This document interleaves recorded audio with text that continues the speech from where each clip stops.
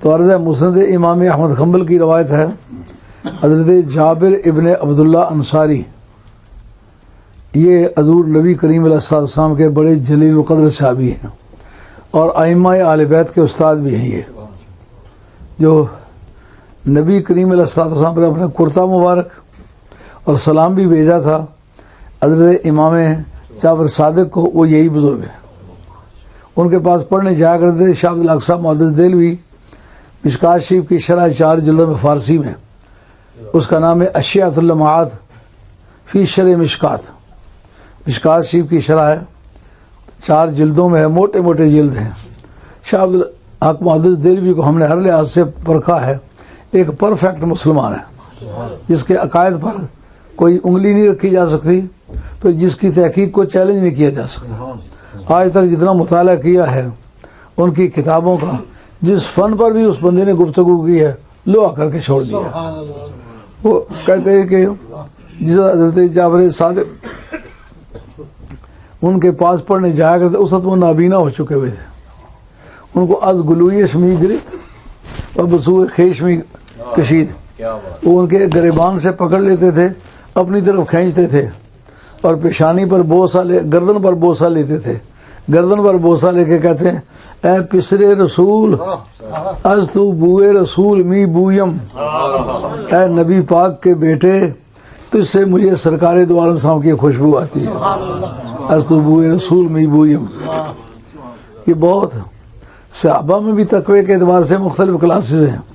جو پہلے درجے کے متقی صحابہ تھے ان میں سے ایک ہے جو سرکار نے 14 نقیب مقرر کیے ہیں کہ میری امت میں سے 14 آدمی نگران ہیں، ان میں ان کا بھی نام لیا، اور ذمہ دار اس طرح کے تھے کہ ایک جنگ سے واپس آ رہے ہیں تو راستے میں سرکار نے دیکھا کہ حضرت جابر بن عبداللہ انصاری بڑی تیز تیز اونٹنی چلا رہے ہیں، تو آپ فرماتے ہیں یار جابر تم اونٹنی اس طرح تیز چلا رہے ہو کہ گویا تم نے شادی کر لی ہوئی ہے۔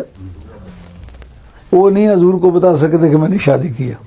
سرکار نے فرمایا ایسا لگتا ہے جیسا شادی کی ہوئی ہے، جلدی کرنا چاہتے ہو، جلدی گھر پہنچنا چاہتے ہو۔ انہوں نے کہا یا رسول اللہ شادی کی ہے، پوچھا کسی کنواری سے کی ہے، بیوہ سے کی ہے، مطلقہ سے کی ہے، کس سے کی ہے؟ انہوں نے کہا یا رسول اللہ ایک بیوہ عورت سے شادی کی ہے۔ بڑے صحت مند بھی تھے، خوبصورت بھی تھے۔ آپ نے تو جوان کنواری سے شادی کرتا، وہ تم سے کھیلتی تو اس سے کھیلتے، اسے تو رو پڑے۔ انہوں نے کہا یا رسول اللہ میری 9 بہنیں ہیں۔ تو میرے والد صاحب نے احد والی رات کو مجھ سے فرمایا بیٹے مجھے میری جانب باری اطلاع ہے کہ صبح اس جہاد میں سب سے پہلا شہید میں ہوں گا۔ مشکات سی باب الکرامات کے اندر یہ حدیث موجود ہے۔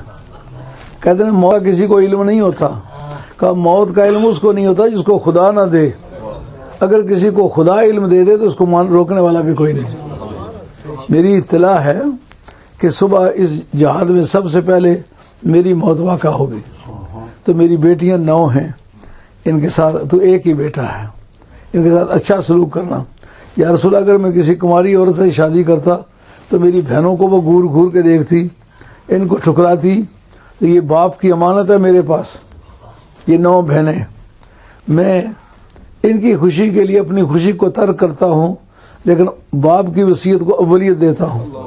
یہ سارے حاضرین جو بیٹھے ہوئے سمجھ آ رہی ہے بات کہ مر گئے ہوئے ماں باپ کی بات کا لحاظ رکھنا یہ آل ایمان اور آل حق کی عادت ہے، اور اپنے گھریلو معاملات میں اپنی بہنوں کو بھی شمار کرنا یہ بھی آل حق کی عادت ہے۔